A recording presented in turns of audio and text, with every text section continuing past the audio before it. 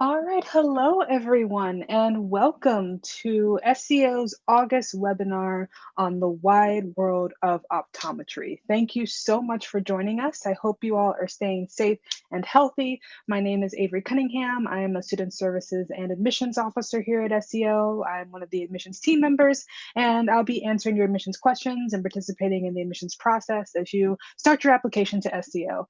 Before we get started, I ask that we all use proper Zoom etiquette by keeping microphones muted unless speaking, limiting background noise, and respecting all of this webinar's attendees and facilitators. We will have time for questions towards the end of the webinar, but in the meantime, if you do have any questions or concerns that need immediate attention, please use the chat feature at the bottom of your screen to communicate with us. Today, you'll be hearing from two residents and former SCO students, actually, Dr. Alexandra Smith and Dr. Bailey Cargo, who are both residents focusing on ocular disease, talking about their specialties, how they arrived at this specialty, their experience in optometry school, and advice and recommendations for those of you who are still trying to discover what exactly you might want to explore as a professional path once you are an optometrist or in optometry school. Just a quick reminder that this webinar is being recorded and will be free and available to view starting next week on our website. And so before we get started with the Q&A, Alex and Bailey, would you guys like to introduce yourselves? Sure, I can go first. Great, thank you. I'm not sure if my video is supposed to work or not, but that's okay. It's not, it's fine. Okay, great, perfect. Well, my name is Bailey Cargo. It's nice to meet everybody. Like Avery said, I am a resident in ocular disease at the Memphis VA Medical Center alongside Alex here. So it's nice to meet everybody. And if you have any questions, like she said, just drop them in the chat. Hey, I'm Alex Smith. I'm a VA resident in ocular disease alongside Bailey, as she said. Just want to give a heads up. My dog just got let out of his crate for the day. So if you hear dog noises in the background, just let him do his thing. But yeah, I'm an ocular disease resident at the VA, like we said, and happy to answer any questions anyone has. Wonderful. Thank you guys so much. And so since you're both specializing in ocular disease, what we'll do is for each question, let's go back and forth and get both of your perspectives unless both of you kind of agree on an answer. But otherwise, it would be great to hear about your individual experiences with each of these questions. And then we'll open it up to questions from the attendees. Alrighty, so starting off, whoever wants to start first, where did you attend undergrad? And we know you attended optometry school at SCO. So first talk about where you attended undergrad and maybe what inspired you to pursue optometry. I can go first. So I attended the University of Delaware for undergrad. I studied neuroscience with a minor in health professions, and I played basketball there. So that's how I ended up there. I'm from North Carolina originally, but ended up pursuing optometry. It was kind of randomly. I had a lot of, medical influence in my life with both my parents being physical therapists and having a couple other health professions in my family.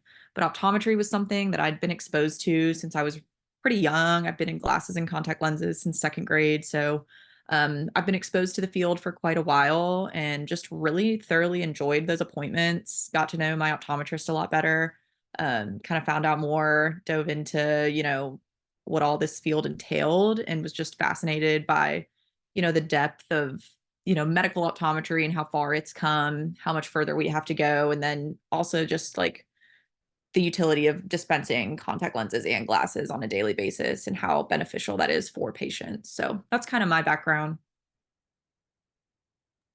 I went to the University of Illinois for my undergrad degree. I majored in molecular and cellular biology. I was kind of alongside all the pre-med kids, but I did not have a medical influence, or honestly, I wasn't expecting to go medical. When I first applied to college, I was actually engineering and civil engineering, and then decided that I did not like theoretical math, and kind of just hopped along optometry one day when I had an appointment with my local optometrist. Really liked the impact, because I've been in glasses ever since I was a kid, but I like the impact that you can make, kind of the small interactions that you can have with a patient day to day and how much you can actually help them and kind of get to know the people in your community, which I think is really a nice aspect to optometry. Um, so I shadowed her one day and then decided I really liked it.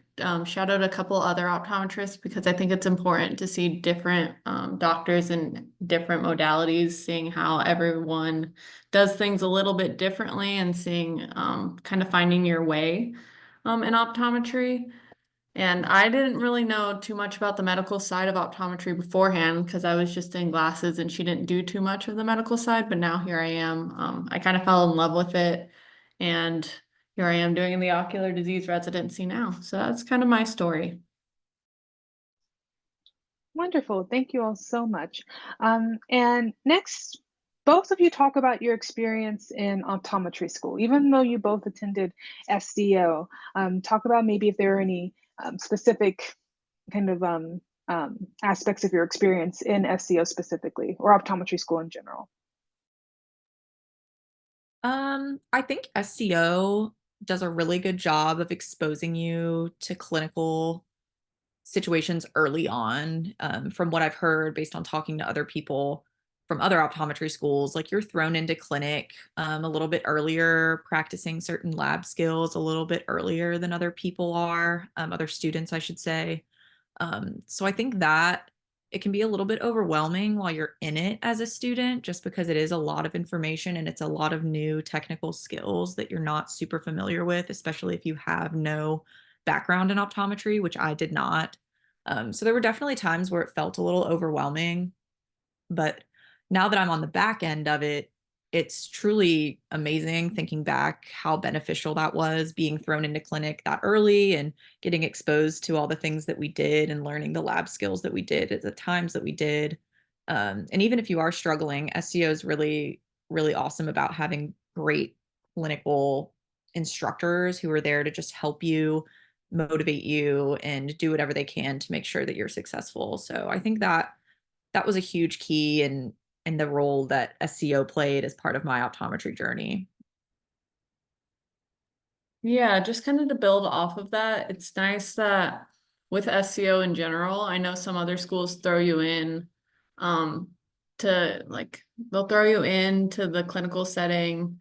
If they throw you in early, it's more of like a tech basis. At SCO, you're thrown in as a doctor the minute that you get into clinic, which is nice because it's nice being able to figure out all the keys to the or finding all the pieces to the puzzle to each patient story and each patient case on your own because no matter what great technician you have, you always want to double check things if things go awry or things go a little unexpected. So it's nice that you kind of all get to do that yourself at SCO. I will say optometry school experience, it kind of goes your didactic for the first 2 years, and then your third year at SCO, you're thrown into clinic. Um, Didactic wise, I mean, it's a doctorate program, so it's not just light work, but I think it's all more interesting. At least for me in undergrad, I was taking a lot of classes to just fulfill my graduate requirements. And I didn't really care too much about them. It's kind of different now that you're learning, everything that you're learning is actually relevant. So it's like, I want to learn this to learn it, not just to pass a test, because it's going to come back up again and again. And learning it is going to better you and better your patient outcomes. So for the first 2 years, you're grinding, studying, and then the second, as you go on and on, you kind of thrown into clinical and less of didactic as you make your way throughout school. And throughout school, there's a lot of things to do that aren't like studying all the time. Don't get me wrong, I still had a life outside of school. I feel like Bailey did too. And there's lots of clubs that you can join and lots of ways that you can get involved with that in the community outside of school on your time off as well. Wonderful, thank you. So let's talk about then your specialties. You both chose ocular disease. If you could both discuss kind of how you chose a specialty, how you came to choose a specialty, and why, this was something you were drawn to. Sure. So ocular disease was something that I was interested in right off the bat. It is more erring more on the side of medical optometry. It's a lot more specialized testing, very disease based, like it says. And it's cool because it SCO with the didactic curriculum hand in hand with clinic, you get to learn a lot of disease while you are there with the demographic of Memphis that's already there. But basically you're exposed to a lot of that at SEO. So that kind of opened the door for me in terms of piquing my interest pretty early on in my clinical experience. I just thought, it's a deeper way of, getting to know the systemic health and overall health of your patients as well, rather than just dispensing contact lenses and glasses most of the time. Um, but yeah, it's a really, really interesting specialty. It's requires a lot more of your brain, I guess. A lot of the specialties do, but it's a lot of studying, it's a lot of clinical applications, treating things in different ways. Um, and that kind of goes hand in hand with your clinical experience too. So overall, I just thought it was really, really interesting. I've loved residency so far and diving deeper into these different disease presentations and how they can present differently in clinic. And just overall, this whole experience doing an ocular disease residency has really helped, hone my clinical experience that much more. If I'm having a problem-based focused exam versus just a comprehensive, it just really helps hone those skills and dive deeper into patient care. So overall, that would be my take on why I chose ocular disease. I'm also going back to North Carolina, which is considered, a more rural place to practice. Um, and there, having that increased knowledge base and expanded knowledge base where I'm not having to make unnecessary or unwarranted referrals unnecessarily is going to be a really big practice builder too. So if you can build up the confidence to, treat disease the way you want to treat it, get your patients to trust you in the way that you're treating and managing them, and you don't feel like you need to just refer out to ophthalmology the second you're unsure of something, then an ocular disease residency is a really great way to build that confidence. Yeah, I would agree with what Bailey said in terms of building the confidence. Residency is optional in optometry school, so it's not something that you have to do. It just kind of builds your knowledge base, and you have mentors who have been in the game for years and years and decades. I'll speak, I know some people choose not to do residency, and that's a great path as well. It's kind of what fits you and what you find best fits what your needs, your lifestyles, your wants, everything like that. But I will say, I know just out the gate, some people who aren't doing residency are making more referrals just because they're unsure of things, which is fine because you learn from your referrals and that's how you build the knowledge out in the real world. But they say residency gives you like it gives you in 1 year, 3 to 5 years of real world experience. So it kind of fast tracks that learning. And I chose ocular disease specialty because I really like retina diseases. And that's something that's a little bit more niche for optometrists. So I knew that if I want to go to like a retina-based clinic or an OD/MD type clinic, having the experience of a residency and being resident trained does put you kind of above other applicants who aren't residency trained, and it just gives me the confidence that I need through all that. We both chose to be back in Memphis for our residency, and I don't think both of us plan to stay in Memphis long term. I will just say a big reason we chose this is one, the program is great, but also the demographics of patients that you see in Memphis, we're kind of in the heart of the South. So good for learning. Unfortunately for our patients, this means we have the highest number of diabetic patients, highest number of heart disease patients in kind of the whole country. So it is sad for our patients, but it does make you give you the opportunity to learn advanced disease and how to manage it with the demographics of patients that we do see. Great, thank you. And I know, Alex, you mentioned briefly the types of diseases that you're specifically interested in, but if you both want to talk about in more depth what systems, diseases, patient types, and procedures that are a part of the specialty, just to give our listeners an idea of what they might expect if they were going to go into ocular disease. So I can just kind of start off. I mean, there's really a plethora of things. Like, you truly don't know what's going to walk through your door. And we always say it ain't rare if it's in your chair. So if you're presented with a patient and it's something that you've never seen before, like, you are expected to, practice the extent of your clinical skills and knowledge to best treat and manage that. So it is a very wide range of patients that we see here in Memphis, and that ranges all the way, like what Al said, from diabetic patients, a lot of hypertensive and cardiac disease.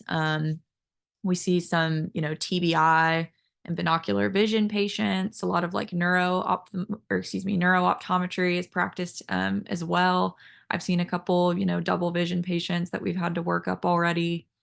um, like she said, retina, anything retina comes through that door as well. And the cool thing about retina is that it can, present in a million different ways almost. But just getting that extra, practice and expertise at the VA here and doing a residency helps you feel that much more better prepared for when things do present differently with different patients. You have that knowledge to kind of rely back on and know that you have the confidence to move forward and treat and manage and do what you need to do, or make the proper referral when necessary. Um, in terms of patient types, we're seeing a wide range, mostly veterans, obviously, right now, since we are at the VA Medical Center currently. Um, I mean, in terms of patient type, I mean, we see all ethnicities, all races, all backgrounds, all types of, physical presentations. So you learn to do different types of exams as well. Like, if you have a patient that's wheelchair bound, I gave an exam to a deaf patient the other day where you have to learn how to communicate, in a different way. So it's a really, really good way of just kind of, pushing the envelope of your comfort zone and what you're comfortable seeing, because you are seeing a really, really wide range of patients here, not only at the VA, but also at SCO with this demographic. In terms of procedures, there's a ton of like ancillary testing that we have access to at the VA, which is really, really unique.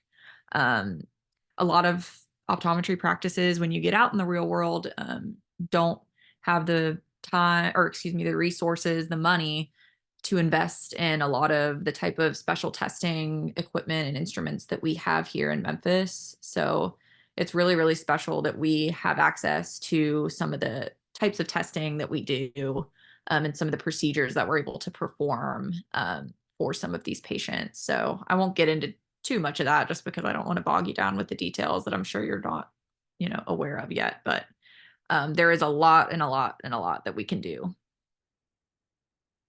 Yeah, I agree. And with ocular disease residency, it's kind of it's a big book. So there's many chapters. Ours is more kind of just a general ocular disease. So it's kind of whatever walks in your room that day you're seeing. Um, but you can also go with residency, you can go more specific. So if you're at like an anterior segment, so involving the cornea or the front of the eye, there are residencies that just deal more with the front of the eye. There's residencies that are more focused on the back of the eye, but you're still going to see like disease with the front of the eye as well. And I don't know, there's just a bunch of ocular disease residencies that you can find. So know that you're not just limited to, like, if I really don't want to do cornea all day long, you're not just limited to that. Or if you don't want to do just retina all day long, you're not limited to that with ocular disease if you pursue that in your residency.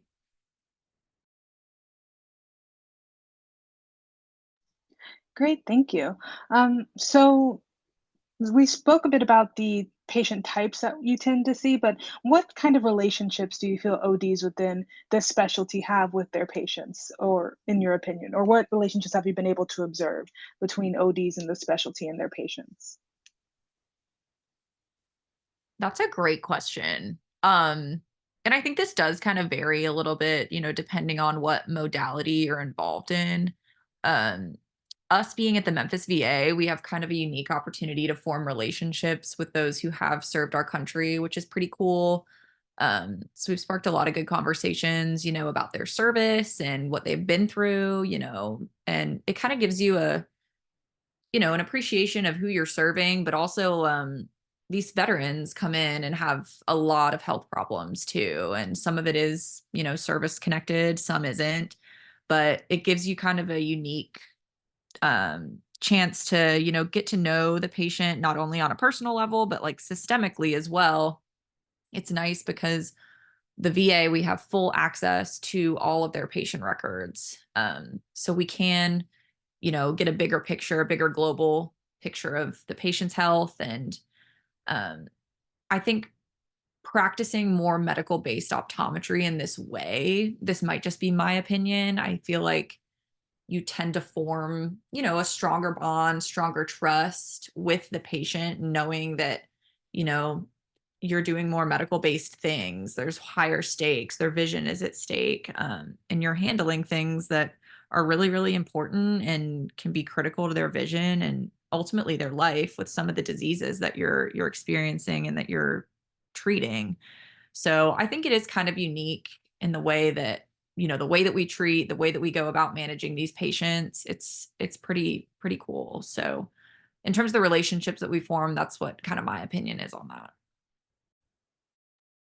Yeah, it's nice in the setting that we are in right now. We're seeing about anywhere from, I'd say, 7 to 11 patients a day, plus or minus some. So we really do get to spend a lot of time with the patients at the practice that we're at.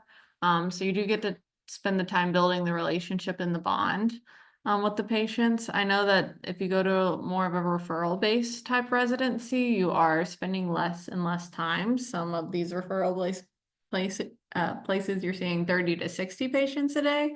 But it's the same thing where you're within ocular disease, at least you're dealing with high stakes, vision threatening conditions, and you're making decisions based off the patient. So I feel like one reason I chose my residency that I'm in, not only for the program itself, but it gives you more time to learn how to educate, to connect with the patient, so that you both understand the disease process that they're going through in detail. And you have time to go through that with the patient, and build a bond with them. Thank you.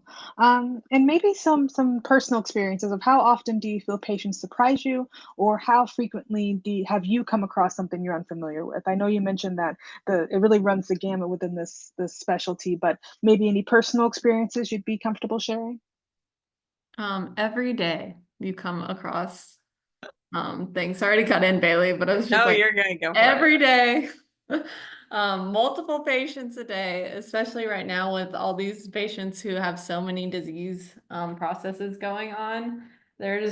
I'm so thankful that I'm a residency because I just do my little workup. I send the patient for a scan, and then I go to the back room and I'm like, hey, attending, can you please help me? Like, this is what I'm seeing. This is what I'm finding. Like, what is going on? Can we go through it together? How is it happening? What's it normally manifest? All the time like that. So it's not, like Bailey said, it's not rare in your chair. That's also something I literally said with my attending earlier today. But you'll see new stuff all the time. And for me, it's exciting because it's kind of unlocking something, and some knowledge that you didn't know if you were ever going to use. But every single day you find something that you're unfamiliar with or surprising, but that is a good thing in my opinion. No, I would totally agree with that. There is nothing I disagree with that she just said. Even if on some days where it's a little bit slower and I feel like, I'm having a ton of diabetics or just hypertensive patients coming in, there's always one or two patients that will sneak in there and they'll have some crazy incidental finding, some weird presentation of some other type of disease that I haven't been exposed to before. So there's always something. Like she said, I learn at least a little bit, at least every single day. And it's nice because when you're a resident, ultimately you are the doctor and these are your charts that you're signing, and the patient's care is in your hands. But like she said, we do have access to our supervisors who are right there, right across the hall. So if you have any questions, if you're unsure about something, um, just take it over to them and they are more than happy to help you learn how to treat and co-manage this patient. So I would totally agree with everything Alex just said. Great, thank you. And what do you think, or what would you say you find most rewarding about this specialty? I think Bailey kind of touched on it earlier, but it's with ocular disease, you're managing stuff like glaucoma, macular degeneration, stuff that people know things about, and they know it can lead to blindness. And a lot of these people have had family members go blind because it's been uncontrolled. So they know that their vision's at risk, and you're able to kind of change the outcome, and it's not something that people need to go blind from if they're getting proper care. So it's just very rewarding to know that you're helping someone and they're super grateful that you're being able to guide them on this path. And if they need further care and referrals, like we are happy to make them. But residency is giving us a lot more ways to, I think, manage them when they're with us compared to just sending them on to another person. I would agree. And when you're the one forming that bond with the patient and you're the one that they are consistently, going back to for treatment and management of whether it's glaucoma, macular degeneration, diabetes, whatever we're dealing with in the back of the eyes that is vision threatening, I think the patient just values that one-to-one interaction that much more when you're the one providing it consistently versus, handing them off to somebody else, them seeing a bunch of other providers. Just the confidence that you gain from a residency like this to be able to retain those patients and continue to build that bond and that trust for lifelong management, potentially for some of the cases that we do see, is just invaluable. So, and seeing how grateful they are is also really, really rewarding too. Great, thank you.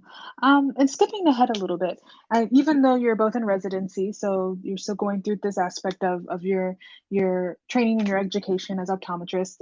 From what you've experienced thus far, how much of a balance do you feel you have between your career, your professional life, and your personal life within the specialty? I feel that currently I have honestly a really good balance between personal and professional life. Of course, I go in, or our residency set up from Monday through Thursday. We work 4 10s, and then Fridays we have a couple hours of didactic learning, and then you have Friday off and the weekends. And then of course you can put in as much extra time because they send us articles and research and stuff like that. You can put as much or as little time as you want into it, kind of bettering yourself. Or if you have stuff that you want to do in your personal life, um, it's totally valid that you can just go off and do whatever you want. There's a way better way to state that sentence that I just said, but I think you guys get the gist. I would like to say there are residencies because most of my friends are doing residencies. You kind of have to pick the program that suits your needs and your wishes. Because there are residencies that will work you into the ground. Do not get me wrong. And they've got their pros and their cons. As well as everyone else, but I feel like for the most part, our residency is more relaxed than I've heard some other ones in general have been, but I'm very grateful for that. And that's the reason why I picked mine. I would agree. I feel like the hours, especially at this particular clinic, allow for a really, really like healthy balance of career and personal life. Like when we come into the office, like she said, we're there usually 7:30 to 5 o'clock ish every day. But the amount of patients you're seeing is a decent amount. You don't feel overly bombarded when you're there. It can get busy, but it's never like to the point where we're truly, truly overwhelmed and, dreading the day.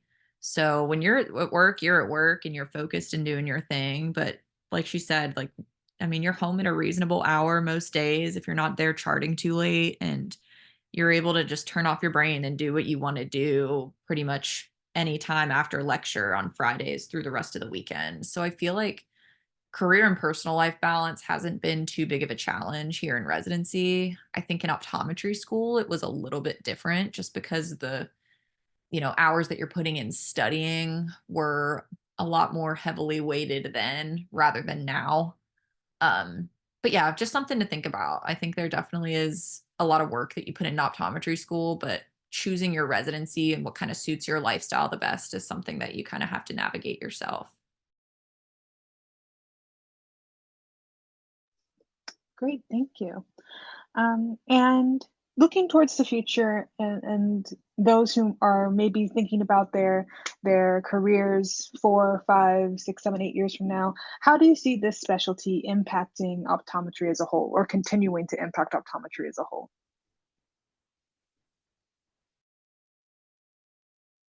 I feel like overall, based on things that I'm reading and seeing in the media, um, optometry is gradually moving more medical based.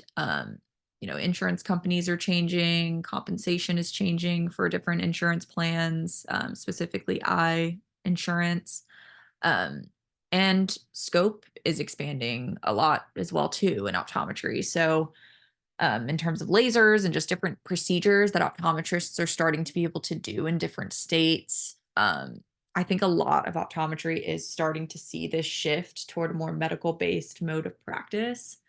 So being ingrained in this type of a residency where disease is like your core, kind of goes hand in hand with the way that I kind of see the trajectory of this field going. Granted, that's just a projection and kind of seeing what happens. We are a very legislative field, so a lot of things can change based on the way people vote and how things are passed. But I think having a disease-based residency is really, really beneficial in terms of moving forward and the opportunities that might be allowed or allotted to you in the future based on the way that optometry is kind of shifting.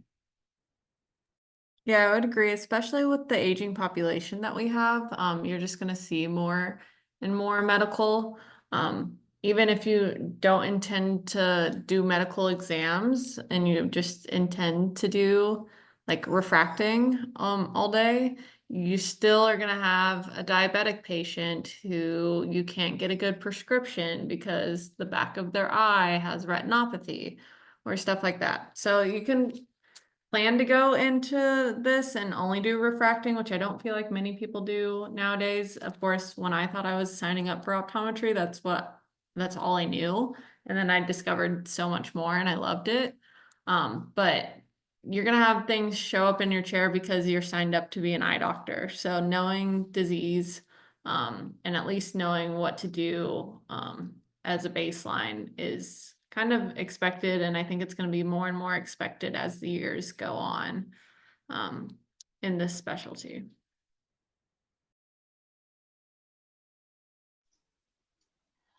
Alrighty, so, and this is just a general question we ask everyone with this topic, but knowing what you do now, having experienced what you've experienced of this specialty full time, would you choose this specialty again?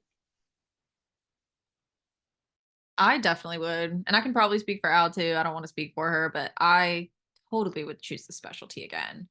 Um, the didactic work that you're exposed to at SCO is amazing. And I don't want to discount that or minimize it at all because, I mean, they have great board passing scores. Our NBEO pass rates have been pretty solid over the past few years, I'd say, with passing different parts of boards. But, a lot of that doesn't necessarily translate to clinic. Um, Especially when it comes to more complex disease processes like we do see.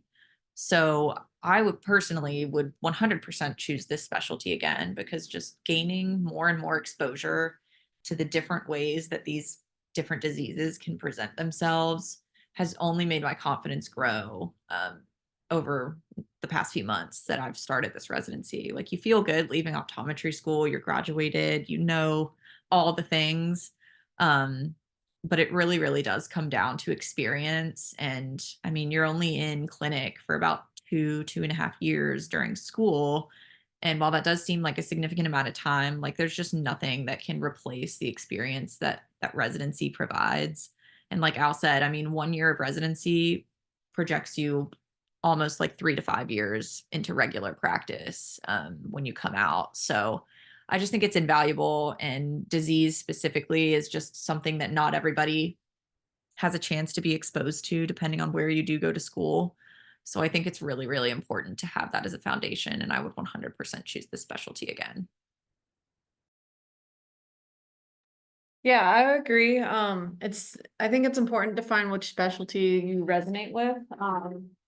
I know from the get-go, I was kind of more ocular disease once I found out more about it. But if you have a more of passion in vision therapy, which I thought I might originally, there's plenty of like vision therapy specialties. It's kind of, you find what you connect with and what your little area is, and there's definitely a residency for you in that area, guaranteed. But yeah, I would not choose a different specialty for me.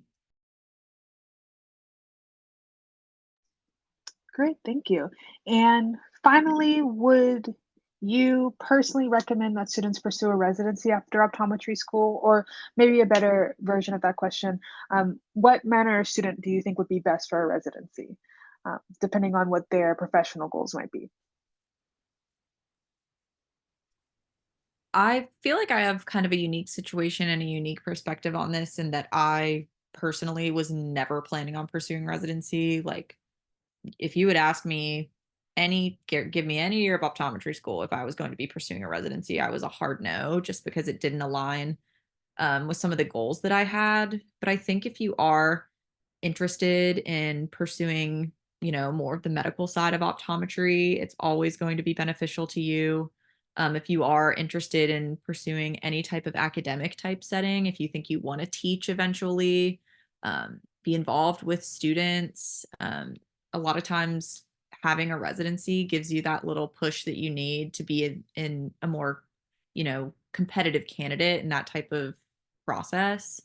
Um, Having a lot of residency trained doctors, like Al mentioned earlier, do have a little bit of an edge over other doctors in terms of the experience that they have in that 1 year that they gain. You are more likely to be hired. I don't want to say more likely, but from what I've heard and speaking with certain people who work at different modalities, a lot of times residents do have a little bit of an edge in their resume when applying to ODMD practices, working at any like hospital based, institution based settings. If you want to work at a VA, I know most of the time you do have to have residency training. So if those are your career interests and that's something that you think you want to pursue at all, residency is definitely on the table for you for sure.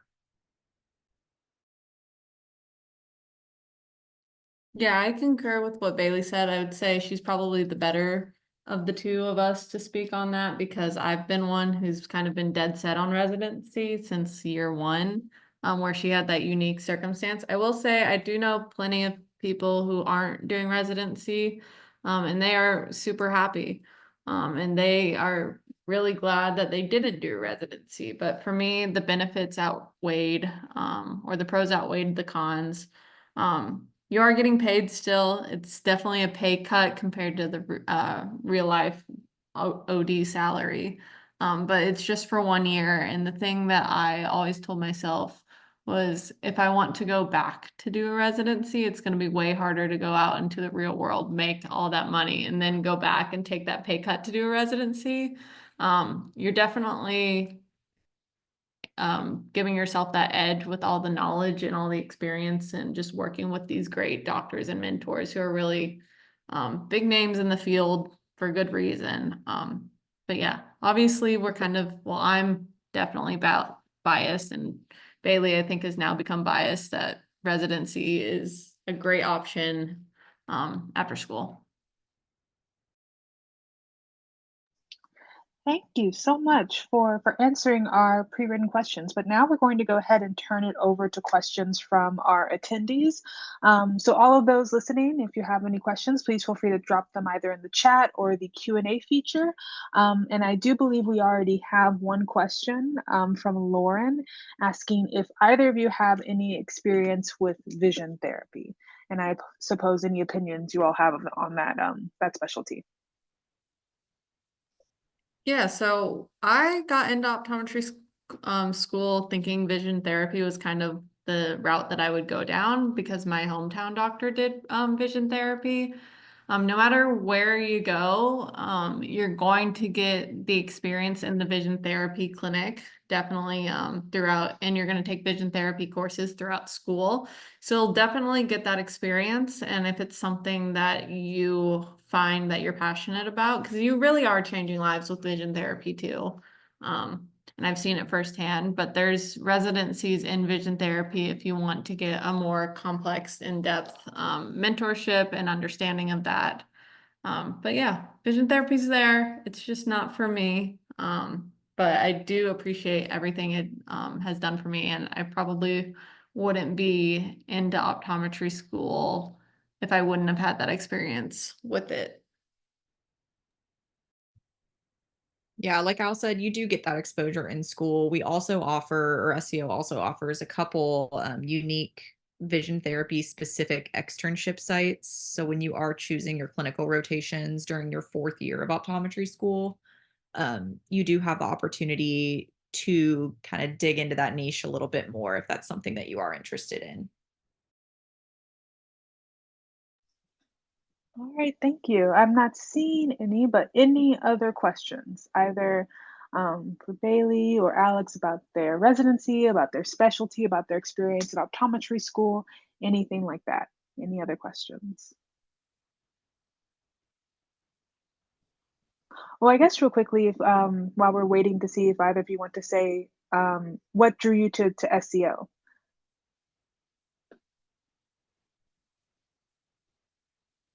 I was drawn to SCO, so I'm from like smack dab in the middle of Illinois. So I had 4 optometry schools that were near home for me.